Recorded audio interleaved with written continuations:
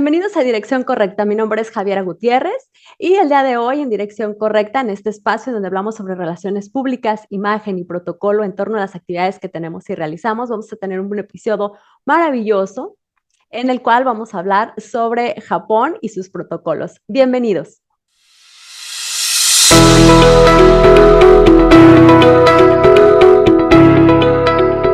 Bueno, pues hola a todos, bienvenidos a Dirección Correcta, este podcast donde hablamos sobre los temas de relaciones públicas, de imagen y de protocolo en torno a actividades que todos realizamos en nuestro día a día. Para este cuarto episodio de nuestra segunda temporada, estoy muy feliz de poder contar con la presencia de un experto en temas de Asia. Y para todos aquellos que nos encanta aprender sobre el protocolo, la cultura y la interacción que hay en estos dos conceptos, el día de hoy en Dirección Correcta vamos a hablar de una cultura milenaria que poco deja al tema de la improvisación. Así que, como en cada episodio, con café en mano o con su bebida favorita, los invito a que se queden a esta plática que vamos a tener el día de hoy, en el que vamos a hablar de protocolo japonés y su adaptación en México.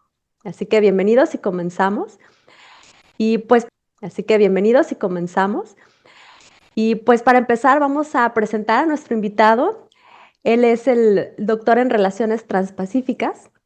Él es Cristóbal Coliñón de Alba, es profesor del Departamento de Estudios del Pacífico de la Universidad de Guadalajara. Es asistente de edición de la revista México y la Cuenca del Pacífico, también de la Universidad de Guadalajara, miembro del Centro de Estudios Japoneses, del Colegio Departamental del DEP, también todos estos de la Universidad de Guadalajara. Y a pesar de que tiene muchísimas publicaciones, investigación en torno a temas de Asia, ha realizado estancias de investigación en Chiba, Japón, espero que esté bien pronunciado, Tokio, Japón Correcto. y Shanghái, China. Y creo que es poco lo que podemos decir del tremendo currículum, la verdad, que tiene nuestro invitado, pero sobre todo es un gran amigo al que le agradezco tremendamente que el día de hoy nos otorgue unos minutos para hablar sobre un tema muy interesante como lo es el protocolo japonés y su adaptación en México. Bienvenido, Cristóbal. Muchas gracias, estimada Javiera. La verdad es que estoy muy agradecido por la oportunidad de participar. Bueno, he estado escuchando de fondo de pronto también tu podcast, entonces ya lo conocía, se decía bien padre. Y cuando salió la oportunidad de que me dijiste, dije, uy, sí me quiero trepar a la discusión, ¿no?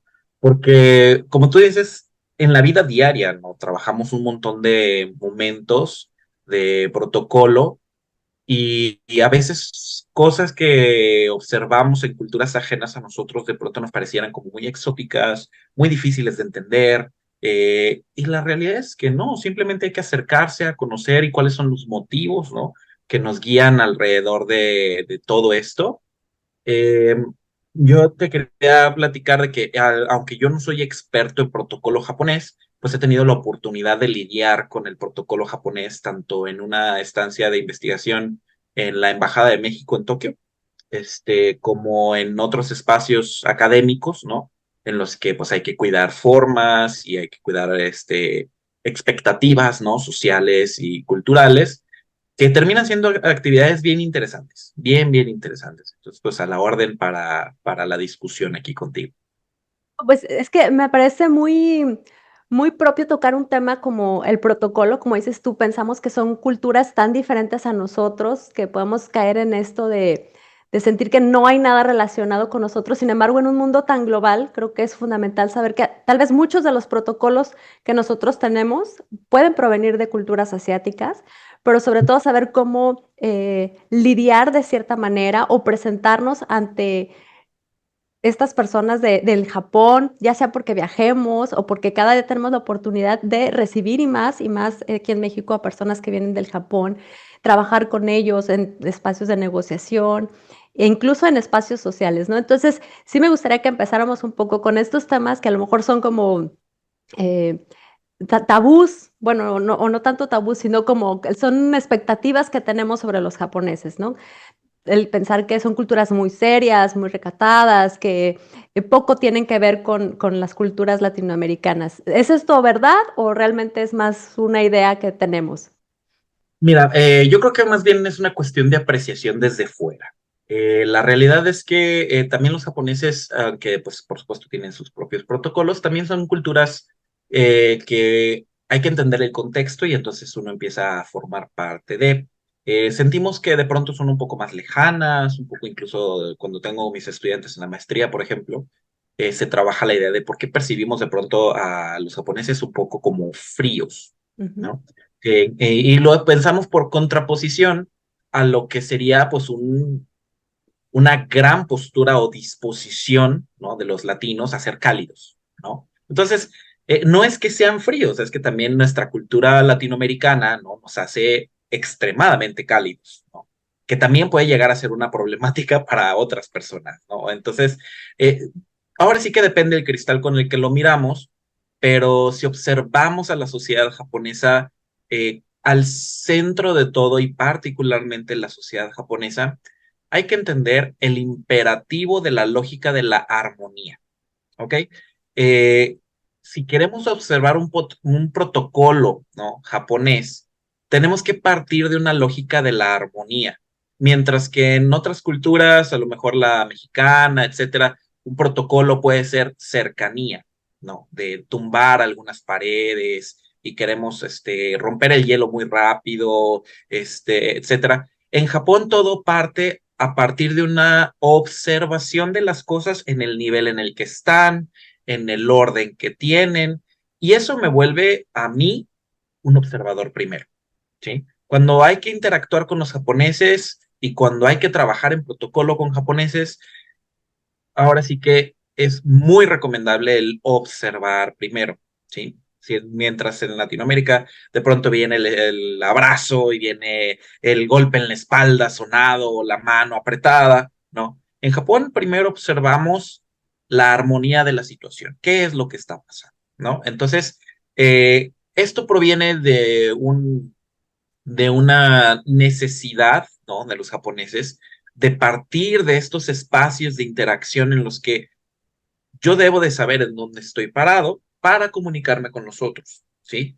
Y eso no es sencillo, obviamente, requiere pues un aprender a leer el ambiente, ¿no? A conocer a tu contraparte, digamos, en un ejercicio. Los japoneses van a tener a través de su sociedad una jerarquía naturalizada, internalizada, que viene de tiempo atrás, mucho, mucho tiempo atrás. Tiene influencias autóctonas de su propio ujú. país y va a tener influencias extranjeras, como va a ser precisamente una de las más fuertes, como el confucianismo o el budismo, ¿no? Estos planteamientos filosóficos, religiosos, dependiendo cómo lo queramos ver, lo que van a hacer es que van a colocar en el universo las cosas, ¿no? Y dentro de ese universo tiene que haber cierto orden, sobre todo el confucianismo es muy claro en la cuestión de orden, y quiero hablar de 5 órdenes en específico. La vinculación entre el emperador y el súbdito, que es una relación vertical, una relación entre los padres de familia y los hijos, que también es una relación vertical, una relación entre hermano mayor y los hermanos menores, que es vertical, y luego Mm. dos relaciones que son horizontales, en la cual se coloca al esposo y a la esposa en posturas diferenciadas pero igualitarias, ¿sí? De Ok. igual de importancia. El neoconfucianismo va a ser otro tema, pero el confucianismo clásico coloca al esposo y a la esposa en el mismo nivel y a los amigos en el mismo nivel, amigo y amigo, ¿no? Entonces, esta rejilla social se va a trasladar en todo lo que hacen. Entonces, en este Voy a escenario, interrumpir un momento aquí nada más para quedar como claro en estos como ejes que nos estás diciendo. Esto está aprendido desde niño. O sea, sí, toda la sociedad tiene esta estructura establecida desde que son pequeños. sí, claro, y el que manda y el que obedece, ¿no? Ok. Y el padre sobre los hijos, y luego ahora sí que logras una amistad, ¿no? Como Ujú. se vuelve llano, ¿no? Se vuelve la distancia es llana, ¿no? Entonces, al observar eso, cuando uno lidia con el protocolo japonés, pues debe de entender que hay hacia arriba, hay hacia el centro y hay hacia abajo, ¿no? Y el lenguaje mismo de los japoneses ha sido modificado. ¿Sí? El lenguaje mismo ya no es solamente como en el español, ¿no? El primero el singular, el yo, y luego el tú, ¿no? Y luego el usted, ¿no? En japonés va a existir una forma de organización en la cual hay aproximadamente 28 formas de decir yo, dependiendo del grado social en el que estoy, ¿sí? Y va a haber también una muy buena cantidad de usted, usted con mucho respeto, usted con nivel emperador, usted, hasta que llegó a un tú con tal nivel y así, ¿no? Y eso está en el engranaje, como tú dices, desde la infancia de los japoneses, ¿no? Pues con Y eso desde una podríamos historia. decir que la jerarquía, como dices tú, y la palabra esta que utilizaste, que es armonía, que me pudo haber encantado realmente cómo se plantea, la armonía está pegada directamente a la jerarquía y eso está dentro de todo el ámbito social y en todas las prácticas, ya sea de etiqueta, de protocolo, de ceremonial, que vamos a ver mezcladas en sus eventos o en su Y cotidianidad, básicamente. definitivamente, ajá, definitivamente, si queremos empezar a observar el protocolo japonés, tenemos que entender la lógica de la armonía al centro. Pero aguas, la armonía no solo se limita a las personas, la armonía se limita, más bien se expande hacia el espacio en el que habitamos, en el que tenemos esta reunión, en el momento en el que estamos. Se expande al espacio natural y la estación del año que estamos viviendo y eso, como te digo, hay que observar en dónde estamos. Formas, ¿no? Una de las formas primarias Ujú. es la puntualidad. O sea, no, Un no hay concepto forma. que los latinos tenemos eh, bastante trastornado, ¿no? Un concepto de Y puntualidad que la gente todavía sigue diciendo, soy puntual cuando llega media hora tarde o cito a las 4 para que lleguen a las 5. Entonces, sí, claro, o sea, en el caso latinoamericano, pues es muy particular y en el japonés también. Pero el japonés va a buscar, ¿no? Que las reuniones que se dice que son a las 4 de la tarde, en realidad empiecen a las 3:50. Porque a las 3:50 nosotros vamos a intercambiar tarjetas de presentación, que también llevan cierto protocolo, ¿sí? Unas tarjetas de presentación, nos vamos a presentar los nombres, ¿no? Vamos a decir aquí estamos, observamos el espacio, hacemos un cumplido para que el Kami esté contento, ¿no? De, qué bonita universidad, qué bonito el espacio de la negociación, las flores que pusieron, ¿no? Ay, qué rico el té que nos está sirviendo. Y a las 4 en punto, inicia la negociación, inicia wow. el tema central. Y la persona que no estuvo antes esencialmente no pudo presentarse, ¿no? Entonces, el primer gran elemento, ¿no? El primer gran elemento del protocolo japonés es simplemente ser puntual, ¿sí? Es simplemente entender el orden de que de 4 a 5 tenemos una reunión. Eso significa que yo tengo que llegar antes, un poquito, no, no, no a las 4:01. No, no, no.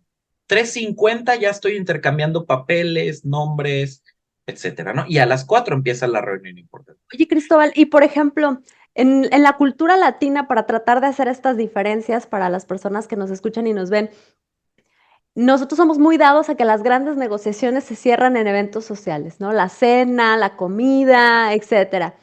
¿Qué pasa con la cultura japonesa?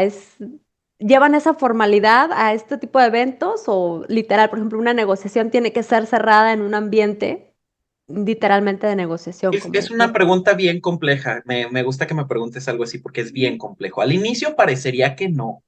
Al inicio diríamos, no, no, todo se hace adentro del espacio, en esa aula, ¿no? De la universidad a la que vas a trabajar, o esa oficina de negocios, ese hotel en el área donde quedaron, ¿no? Que iban a trabajar. La realidad es que los japoneses van a buscar conocer a sus socios, ¿sí? Van a tratar de acercarse a los potenciales socios y saber qué es lo que está pasando, ¿no? Porque como te dije desde el inicio, a ellos les gusta conocer la armonía de la situación. Entonces, quiero saber en qué lugar se ubica mi socio. Y cuando vienen ellos a Latinoamérica, ya llevan cierto entrenamiento. El mexicano va a ser muy dado de te llevamos al restaurante, te llevamos al bar. Eso también sucede en la cultura japonesa, pero después, Ah, muy bien. después. No es parte de los primeros acercamientos No, los que se van primeros a tener. acercamientos es desde una formalidad, desde esta jerarquía, desde esta observación. Y esto es uno de los puntos que confunde mucho a la gente que trata con los japoneses, ¿no? Que es que ya lo llevamos a comer al restaurante rico y no nos ha terminado de soltar la información de precios y de descuentos que nos va a hacer. Pues no, no tenemos que darle tiempo a los tiempos. Una de las recomendaciones que nosotros hacemos desde el Centro de Estudios Japoneses a aquellos que quieren negociar con japoneses es calma, ¿ok? Las cosas son de tiempos y tiempos largos. La negociación con japoneses es de tiempos largos y una primera visita, ¿no?, de una delegación japonesa a México debe de ser correspondida por una visita de mexicanos en Japón, ¿sí? Mm. Y una vez que conocemos dónde estamos, conocemos el nivel de armonía que manejan nuestras universidades o nuestros negocios o nuestras familias, ¿no? Entonces, ahí es donde empieza el verdadero contacto, ¿sí? Ahí es primero llegar puntual y luego esa puntualidad ejercerla en varias ocasiones. Claro. Entonces, la primera palabra clave que salió aquí fue armonía. Ujú. La segunda palabra clave que tenemos que entender es puntualidad, ¿no? Una tercera palabra clave es la inmersión cultural, ¿sí? Que tú puedas de Perfecto. alguna manera decir, voy a lidiar con japoneses, ¿no? Y por lo tanto voy a estudiar un poco, bueno, cuando menos de qué es su país, qué se come, ¿no? Qué ven en la televisión de pronto, qué escuchan en el radio, en el escenario ahorita en los teatros, qué hay, ¿no? Eh, a veces esto nos lleva de pronto a choquearnos, ¿no? Porque hay elementos culturales que decimos, ay, esos sí son bien diferentes a los nuestros, pero A ver, son háblame de excelentes. alguno de ellos, así que digas tú, me salta muchísimo esto. Por ejemplo, algo que les impacta muchísimo a los mexicanos, ¿no? Es cómo la participación en escenarios, ¿no? Se ve una obra kabuki, que es una obra de teatro, y sale el personaje femenino, ¿no? Y Ujú. sale con unos atavíos hermosos, unas joyas, unos kimonos larguísimos, y son obras de teatro con nieve y con un montón, le echan una producción hermosa. Y una de las cosas que a los mexicanos les brinca y dicen que qué, resulta que los papeles femeninos son hechos por varones, ¿no? Au. Entonces, para el latino es como de, ¿qué pasó? ¿No? O sea, Ujú. yo hasta me enamoré en el Ujú. escenario, ¿no? O sea, ¿qué está pasando? Y entonces esos temas de conversación permiten un intercambio cultural muy interesante, ¿no? Y entonces tu contraparte japonés probablemente a lo mejor conoce algo y te va a decir, ah, es que desde la antigüedad, ¿no? Los roles femeninos en el escenario, pues se observaban de pronto con mucho interés y pues era mejor cuidar a las chicas, ¿no? Entonces las chicas las dejaban afuera del escenario, ¿no? Un poco lo que sucedía en Inglaterra. Me da pausa o pauta, perdón, para hacerte otra gran pregunta, que es el papel de la mujer en estos tipos de negociaciones. Porque obviamente, si bien la mujer está obviamente ejerciendo un gran papel en diferentes culturas, sabemos que también hay barreras que han sido difíciles de romper y cómo se manejan estas barreras específicamente en el caso de las negociaciones con Japón. Bueno, pues dejando a un lado, por ejemplo, la sorpresa del mexicano que Ujú. va a ver el kabuki, ¿no? Y Ujú. empieza a cuestionar un poco los roles de las mujeres. Lo primero que va a notar es que efectivamente son pocas las mujeres que participan de la vinculación empresarial o laboral. Wow. Esto es por un gran retraso que tiene Japón respecto a la inclusión de las mujeres en este tipo de espacios, ¿sí? Han hecho avances enormes. En las universidades ya es muy común que tu contraparte en la mesa de negociación sí sea una mujer, ¿sí? O una persona del colectivo LGBTQ, ¿no? Ujú. Ya no es tan notorio, ¿no? Ya no es un tema, pero en las empresas sigue siendo, ¿sí? Las empresas japonesas tienen todavía la mala costumbre de no contratar suficientes mujeres para puestos directivos, por ejemplo, ¿sí? Ellos siguen considerando roles tradicionales de género que no incluyen a las mujeres dentro de espacios de toma de decisiones. Wow. Han habido grandes avances innegables, pero el último reporte de la OCDE nos demuestra todavía un retraso muy importante, siendo de las economías más poderosas del Pacífico, ¿no? más poderosas del mundo, nada más y nada menos que la tercera en producción del Producto Interno Bruto, etcétera. Las mujeres representan apenas el 15% de los puestos de CEO, por ejemplo. Wow. Es Y si, poquitito. y si, por ejemplo, yo estoy por parte de una empresa mexicana, yo con un Ujú. puesto directivo voy y negocio, trato de negociar. Si quiero cerrar mi negociación, a fuerzas tendría que enviar a un hombre para que cierre la No, negociación, o nada más es una cuestión a nivel interno de su empresa y exacto. aceptan las negociaciones con mujeres Exacto, sin pagar. es muy común las negociadoras extranjeras que van encargadas a Japón y salen con excelentes resultados, ¿no? Eso no es problema, pero es muy raro el caso de negociadoras japonesas que salen de Japón. Respecto a esto, porque creo que tiene que ver con la inversión cultural y que es una duda que todo mundo se pregunta cuando va a negociar o va a ir a Japón o va a recibir gente del Japón. El tema de la imagen, porque también es algo que directamente vemos en este podcast y creo que es la primera vez que vemos algo en relación con otros países. Y es esta imagen, ¿no? ¿Cuál sería la imagen en cuanto a vestimenta ideal, adecuado o lo común, tanto en hombres como mujeres? Porque seguimos mucho con la cultura hollywoodesca de que pensamos que todo el mundo tenemos que andar con kimono para arriba y para abajo y no sabemos si eso realmente sea una idea hollywoodesca o sea una realidad, ¿no? Entonces, platícanos un poquito el tema de la imagen. Mira, en Japón es muy claro que existen todavía cultura y tradición de cómo te ven, te tratan. ¿Sí? Y es una observación que no se hace en el sentido de esta persona es demasiado cuidada hacia sí misma, es una persona que a lo mejor le gusta demasiado la moda y es tema de ella. No, cuando uno viste bien, lo hace a favor de la contraparte.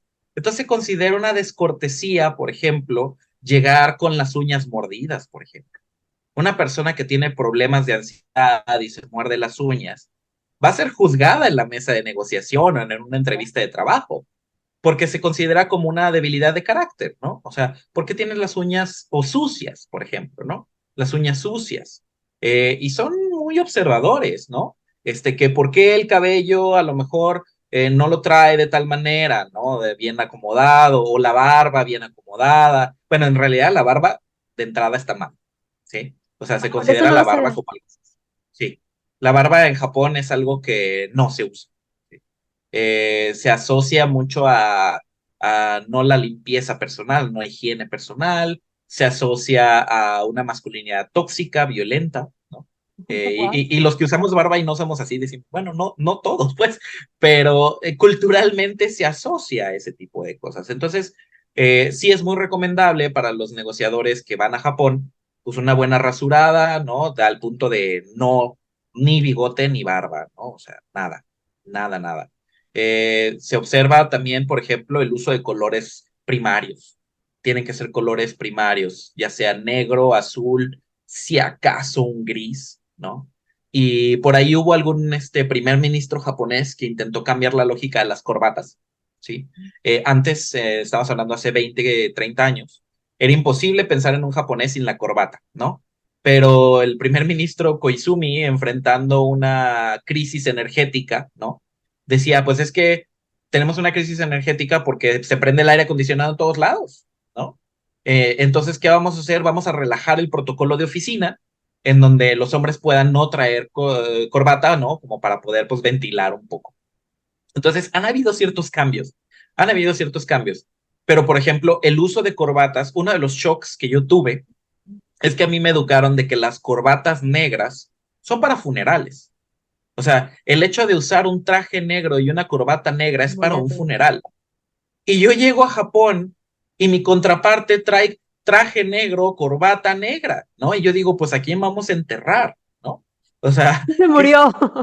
¿y quién se murió? ¿No? O sea, aquí estamos sufriendo de algo. Y no, la realidad es que para ellos el negro es formalidad, ¿no? Es un color limpio, es un color liso, básico, que no me va a generar nada. Yo llevo en una corbata, por ejemplo, roja a Japón y todos se me van a quedar viendo como, ¿y este loco qué? Cuando en México una corbata roja puede significar simplemente un color más, una alegría, ¿no? En Japón no se maneja. Cuando hablamos de empresas, por ejemplo, ahí sí se pide un protocolo mucho más cuidado, ¿sí? Colores llanos, colores lisos, básicos, poco accesorio, ¿no? De los hombres se les recomienda un máximo de 3 accesorios, incluyendo los lentes, ¿no? Entonces, Muy puedes pocos llevar accesorios realmente. lentes, un reloj y la corbata, y ya son 3 accesorios. Párale de contar, ¿no? Hasta ahí. O si vas a llevar el pin de tu empresa, ya cuenta como accesorio. Entonces traes el pin, traes los lentes y tu corbata, ¿no? O el reloj, ¿no? Y tratas de no destacar. Los japoneses tienen un dicho que eventualmente ha causado ciertas problemáticas, pero dicen que el clavo que sobresale se tiene que martillar. Entonces no están acostumbrados a que la gente llegue, por ejemplo, con una indumentaria tipo Oscar Wilde, ¿no? De colores rosados, con una excelente cravat de primera mano de seda y un bombín y un bastón, ¿no? Aparte de los lentes y aparte del pin y aparte de... Para ellos es demasiado, ¿sí? Hay que mantener los tonos, hay que mantener los accesorios, ¿no? Limitados a mantener una imagen lo más pulcra posible. Esto nos lleva, por ejemplo, a la cuestión del silencio, ¿sí? El latino está acostumbrado a llenar los silencios con actividades, ¿no? Si de pronto la conversación se torna silenciosa, el latino se siente incómodo, ¿no? Y entonces busca rellenar el espacio de la conversación. En Japón, el silencio es oro, hablar es plata.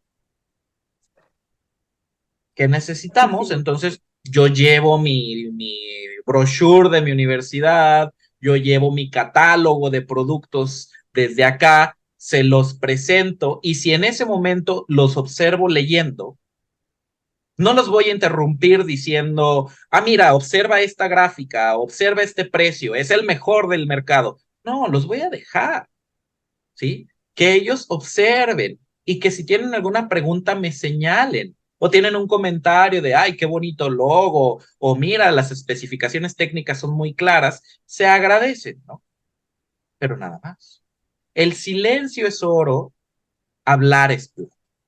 Claro que la plata es valiosa, ¿verdad? Obviamente, pero es más valioso el silencio, ¿sí? El Creo que dejar es los espacios. un concepto tan diferente, como dices tú, a la cultura latina que no me puedo imaginar, por ejemplo, un vendedor mexicano que está acostumbrado, como dices tú, a cerrar todos esos vacíos, esos silencios presentados ante él como una incomodidad con información y entre más información te estoy diciendo, siento que soy mejor, que estoy resaltando más, a una cultura que te dice, necesito analizar, ¿no? Y creo que habla muchísimo de tomarte esta pausa, como dices tú, de observar, ver la armonía y estar como, obviamente, tener toda la congruencia en cuanto a la toma de decisiones.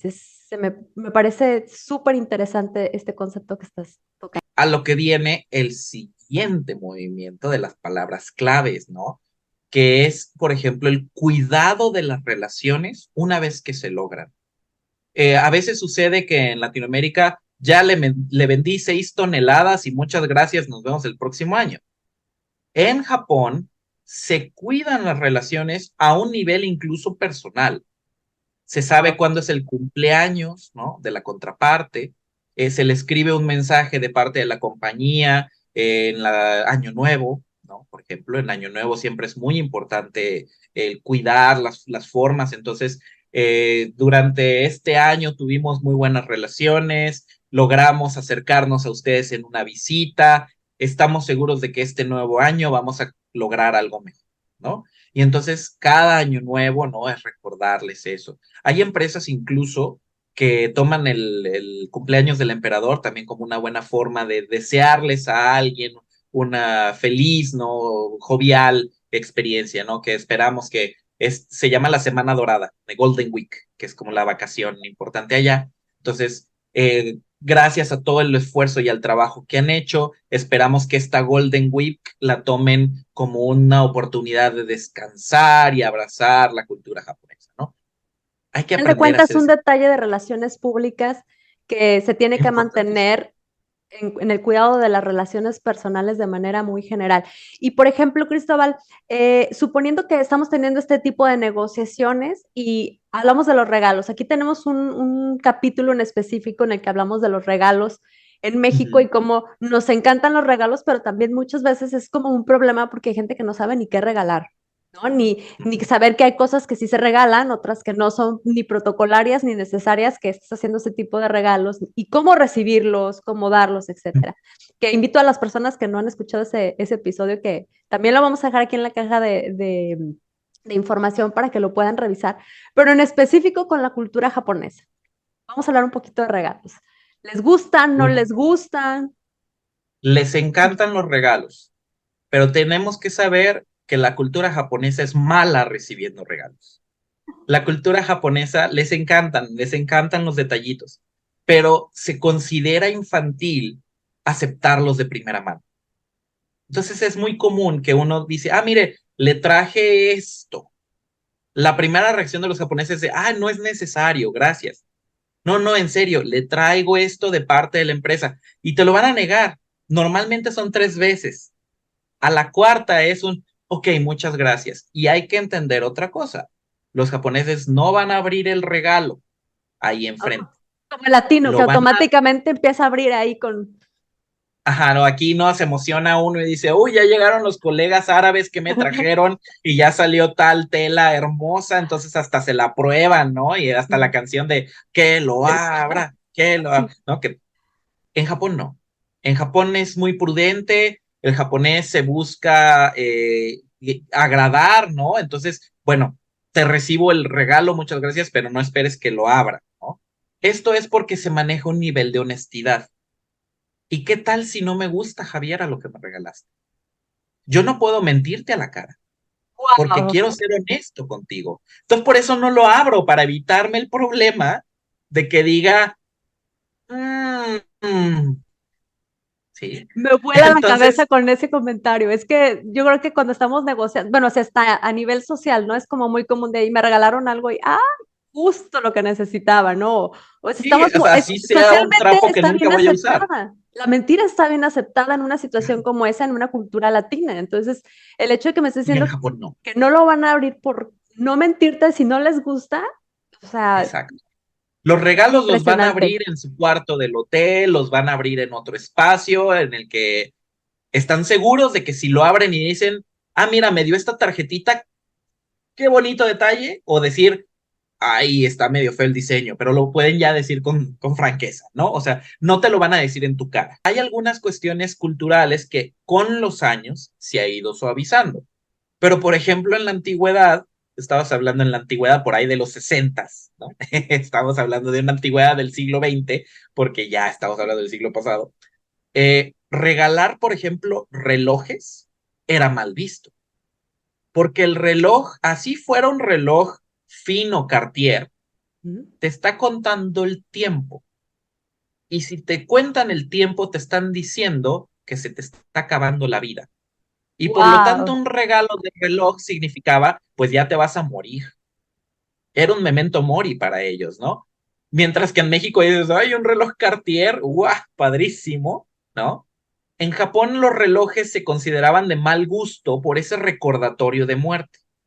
De la misma manera, a menos de que yo trabaje servicios funerarios, hay que evitar en absoluto el tema de la muerte, ¿sí? Por lo tanto, al mexicano de pronto le cuesta trabajo porque ya llevó las calaveritas de dulce, ya llevó a la Catrina, ya llevó Feliz Día de Muertos, señor japonés. Exacto, y para ellos es como el de, wow, espéreme tantito, ¿no? Me está deseando qué cosas. Entonces hay que tener cierto tacto para ciertos temas, aunque esto ha cambiado, hay que decirlo. Esto era en los 60. Ya se estrenó Coco en Japón y fue un éxito, ¿sí? Entonces, en Japón empiezan a observar que la cultura latina también tiene observación de la muerte, ¿no? Como algo natural y algo bonito, y si te entregan una calaverita con tu nombre en azúcar, no significa que te quieren matar, es simplemente un recordatorio dulce, ¿no? De algo que es muy amargo, ¿sí? Entonces, la cultura japonesa también se ha adaptado porque no está aislada del mundo. No viven en una isla sin internet, perdidos de todo. Al contrario, están hipervinculados. Y cuando tú vas a tener una negociación con alguien, es muy común que ellos de antemano ya estén informados y busquen generar esa armonía, ¿sí? Una de mis experiencias más grandes y más reveladoras, Javiera, que te puedo platicar, es cuando yo todavía era estudiante. Yo era estudiante del ITESO y tengo una oportunidad de ir a estudiar un verano a una universidad en Kioto, la Universidad de Estudios Internacionales de Kioto, donde había un programa de homestay, o sea, que te quedabas con una familia local, ¿sí? Yo tuve la suerte de que caí en una familia, sobre todo más bien una pareja ya retirada, unos señores ya mayores, donde al señor se le hizo lo más normal. Oye, Cristóbal, ¿tienes planes el sábado? Y le digo, no, no había planeado nada. Vamos a ir con las Maiko, las aprendices de geisha. Anda. Y yo, ándale. Y yo cargando todos mis estereotipos y sin hacer demasiado, yo dije, ¿cómo que vamos a ir con las Maicos, no? Y me dice, ¿y va a ser en el hotel? Y yo, no, hombre, ya entonces aquí ya quién sabe qué va a pasar, ¿no? O sea, yo ya haciendo conjeturas. El asunto es que me lleva a un espacio de alta, muy refinada cultura japonesa, ¿no? Yo siendo apenas estudiante universitario y yo creyendo que pues eso iba a ser las cosas que Hollywood me había dicho que eran las geishas, ¿no? Y resulta que me encuentro un espacio en donde en cuanto nos abren la puerta del taxi en el que nos fuimos, llega una chica perfectamente ataviada, en kimono, con un excelente maquillaje, y me dice en inglés, usted debe de ser Cristóbal, bienvenido. Pues muchas gracias, ¿no? Welcome, ¿no? Wow. Thank you very much. Y en eso, dando los primeros pasos, me dice, ¿viene usted de México, cierto? Sí. Oiga, supe que tuvieron elecciones y ganó Caray. Felipe Calderón. ¿Qué opina usted de la política exterior de México hacia Japón ahora que Felipe Calderón es presidente? ¿Qué hace uno en ese momento ¿Perdón? aparte de congelarse? O sea, ¿qué hace uno en ese momento aparte de congelarse? Entonces, a partir de ese momento, mi experiencia como estudiante fue extremadamente llevada, ¿no? A este proceso de iluminación, de conocimiento de la cultura japonesa. Esta muchacha se había tomado el tiempo de prepararse porque su intención central era la armonía entre un mexicano que iba a ir a un evento 100% de cultura japonesa high-end. Hay dos palabras clave que sí quiero mencionar. La primera es el amaeru. Amaeru viene de la palabra amai, que significa dulce. Entonces, amaeru es dulcificar la relación de fondo, ¿sí? El amaeru es fabuloso. Los japoneses son especialistas en dulcificar una interacción, ¿sí? La segunda viene del manejo del bonsai. Creo que todo el mundo conoce el arbolito, que es el bonsai en su macetita. Bueno, el bonsai no está así de a gratis. Tiene mucho trabajo de fondo y uno de sus trabajos es el recorte de las raíces, el mantener las raíces limpias, sin enfermedades, ¿sí? Eso se llama nemawashi. El nemawashi es cuidar las raíces de nuestra negociación. Voy a cuidar la armonía, voy a cuidar la puntualidad, voy a cuidar la inmersión cultural, voy a hacer que te sientas bien, voy a dulcificar y voy a cuidar esas raíces que estamos haciendo. Son 5 puntos clave. Sí me gustaría, antes de concluir este episodio, preguntarte algo que, sin duda alguna, con tantos años que tienes de experiencia de trabajo y de estudio sobre las culturas asiáticas, en especial sobre la japonesa, ¿cuál considerarías de todo esto que hemos hablado y de todo lo demás que existe en torno al tema de protocolos, etiqueta, etcétera? que sería un punto fundamental que como latinos deberíamos de aprenderles y adaptarlo de manera general a la parte de las negociaciones. Es algo que realmente consideres, esto es una clave fundamental en ellos, que si la tuviéramos nosotros, a lo mejor se generaría un cambio tremendo. Creo que eso me voy a robar por ahí las palabras de un embajador que estuvo aquí en México. El embajador Yamada hizo un comentario muy interesante en el que cómo el japonés va a tener un choque cultural importante en las negociaciones cuando observa del latino que en Japón la empresa es rica, pero el empresario es pobre. Tiene contado su presupuesto, se come y viaja en transporte público, ¿no? Pero en cambio en México o en Latinoamérica, las empresas son pobres, pero el empresario es rico. Y entonces llega el empresario con la camionetota del año, hacen unas fiestas enormes, ¿no? Para los 15 años o las bodas, ¿no? Y la empresa por lo general reportan, ¿no? Pues es que hay pérdidas, es que hay problemáticas. Entonces, algo que deberíamos probablemente de absorber de la cultura japonesa para el protocolo es entender la necesidad de esa colectividad, porque si la empresa es rica, muchos pueden beneficiarse de ella. Se crea trabajo, se crean espacios de oportunidad, ¿no? De negocio, etcétera. Pero cuando en Latinoamérica nos gusta lo ostentoso, nos gusta llegar con el Rolex de primer nivel a la mesa de negociación, pero presentas una empresa de que, híjole, pues apenas está logrando la calidad de aguacates que debería, ¿no? Va a haber una disonancia importante y esas palabras del embajador Yamada es un choque cultural muy fuerte para con los japoneses. El japonés le encanta poner al centro esa colectividad representada en una empresa rica, con capacidad de producción X, que va creciendo a Y. Pero el mexicano llega y cree que lo importante es lo personal, ¿no? Y entonces desde lo personal va a tratar de construir, cuando lo importante es la colectividad de la empresa, ¿no? Y entonces eso es probablemente algo de las cosas que a mí me gustaría que tu público a lo mejor observara cuando tuviera la posibilidad de tratar en un protocolo. Y no necesitan solo ser empresas, ¿no? Puede ser una relación hasta personal, ¿no? Cuando uno como persona se presenta ante los japoneses, es muy importante destacar la colectividad, ¿no? La familia que se tiene, el grupo social en el que se maneja, ¿no? Esta colectividad, participación en los espacios públicos, ¿no? Por encima del individualismo, muy por encima, ¿sí? Entonces, si ya observamos estos 5 puntos de los que platicábamos, ¿no? Un sexto punto también sería el reconocer que en Japón es una cultura de colectivos frente a los latinos, que aunque estamos muy pegados a la idea de familia, etcétera, pero pues es una familia nuclear, la mía, no es la empresa que tiene 20 familias, ¿no? De la cual viven de ahí.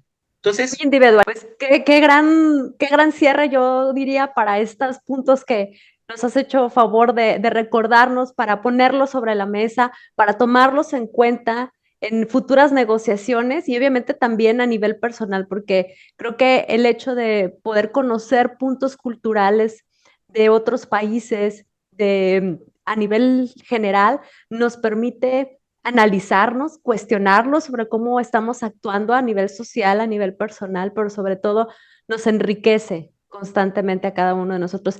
Si alguien tiene alguna duda, si quiere contactarte, si quiere hacer una negociación y tiene ya como dudas en concreto, no sé si quieras aprovechar este espacio para dar claro, claro, tus pueden contactos. contactarme en mi espacio, digamos, mi correo electrónico, que es mi nombre y mi apellido, cristobal.colliñan@académicos.udg.mx.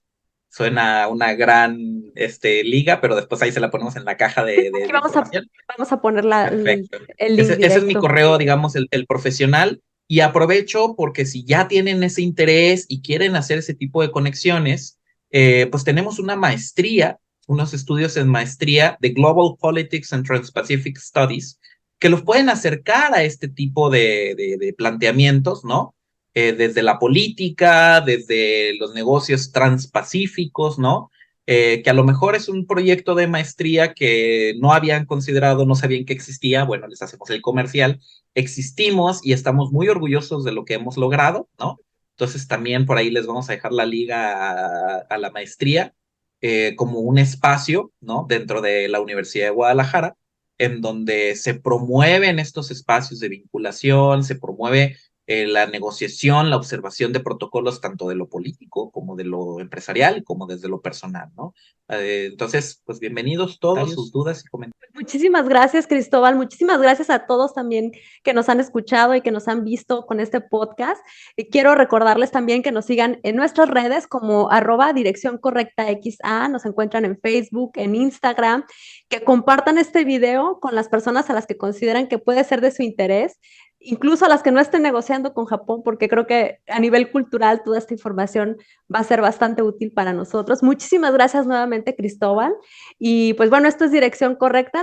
Los invitamos a que continúen viendo nuestros episodios. Ya tenemos 2 temporadas disponibles en YouTube y en otras plataformas. Así que síganos y pues a seguir en la dirección correcta. Gracias, Cristóbal. Gracias a ti, Javiera.